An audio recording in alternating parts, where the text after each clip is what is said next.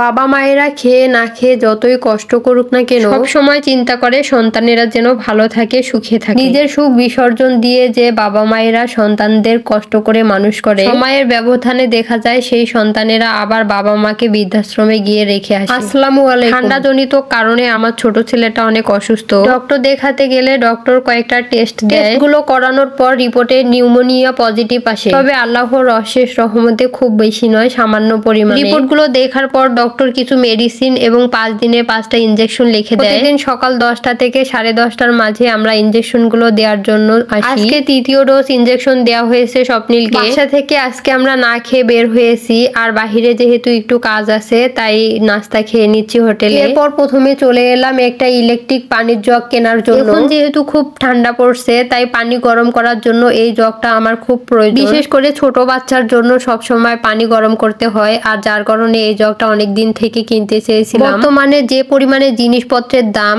সংসার চালানোই এখন অনেক দায় হয়ে দাঁড়িয়েছে, সেখানে এসব প্রয়োজন তো অনেক বিলাসী। প্রায় কয়েক মাস থেকে আপনাদের ভাইয়াকে এই জগটা কেনার কথা বলেছিলাম। সংসারের এটা ওটার প্রয়োজন মেটাতে মেটাতে দেখা যায় জগটা আর কেনাই হয়ে ওঠেনি। বাচ্চাটা অসুস্থ হওয়ার কারণে তাই আপনাদের ভাইয়া বলছে বাচ্চাদের যেন ঠান্ডা না লাগে, তাই যা যা প্রয়োজন তা ওদের জন্য কিনতে হবে, যতই সমস্যা থাকুক না কেন। তো যাই হোক, এখানে আপনাদের ভাইয়া জগটা ফাইনালি কিনে নিল। অনেকগুলো জগ দেখার পর আপনাদের ভাইয়া গ্লাসের এই ব্ল্যাক কালারের জগটা পছন্দ করেছে। সবগুলো ইলেকট্রিক জগের থেকে এই জগটা অনেক বেটার ছিল। আপনাদের ভাইয়া যে জিনিসটা কিনবে সেটা সব সময় কোয়ালিটি সম্পন্ন কেনার চেষ্টা করে। জগ কেনার পর চলে এলাম বাচ্চাদের জন্য শীতের পোশাক কেনার জন্য। আমার ছোট ছেলের বয়স এখন 8 মাস। যেহেতু গরমে জন্ম নিয়েছে তাই ওর শীতের পোশাক কেনা হয়নি। ছোট বাচ্চাদের শীতের পোশাক অনেকগুলো করে লাগে, এটা তো সবাই জানে। এখানে আপনাদের ভাইয়া দুটো সোয়েটারের সেট স্বপ্নিলের জন্য চয়েস করতেছিল। দুটো সেট পছন্দ হলেও একটা নেওয়া হয়েছে আর একটা ত্রুটির কারণে নেওয়া হয়নি। এরপর আরো একটা দোকানে চলে এলাম। আপনাদের ভাইয়া একের পর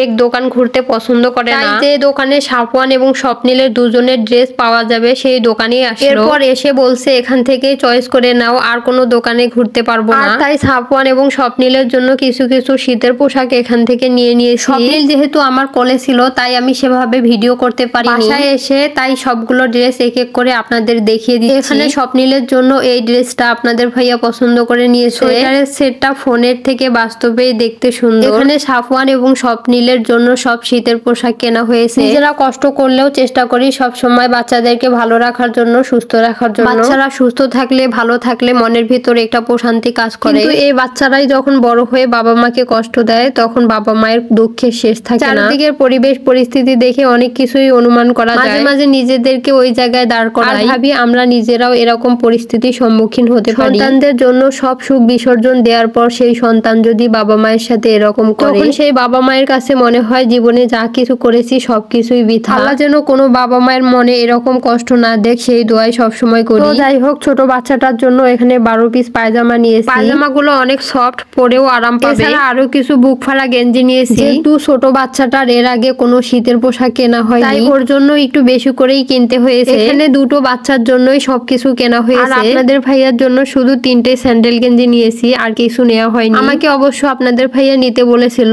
আমি নিজে থেকেই নেইনি। এরপর এই তো ওই জগটা আবারও দেখিয়ে দিচ্ছি। দেখতে দেখতে আমি কিন্তু ভিডিওর একেবারে শেষ পর্যায়ে। আমার ভিডিওর কোনো অংশ যদি একটু ভালো লেগে যায় তাহলে অবশ্যই লাইক কমেন্ট করে পাশে থেকে যাবেন। ধন্যবাদ সবাইকে। আসসালামু আলাইকুম।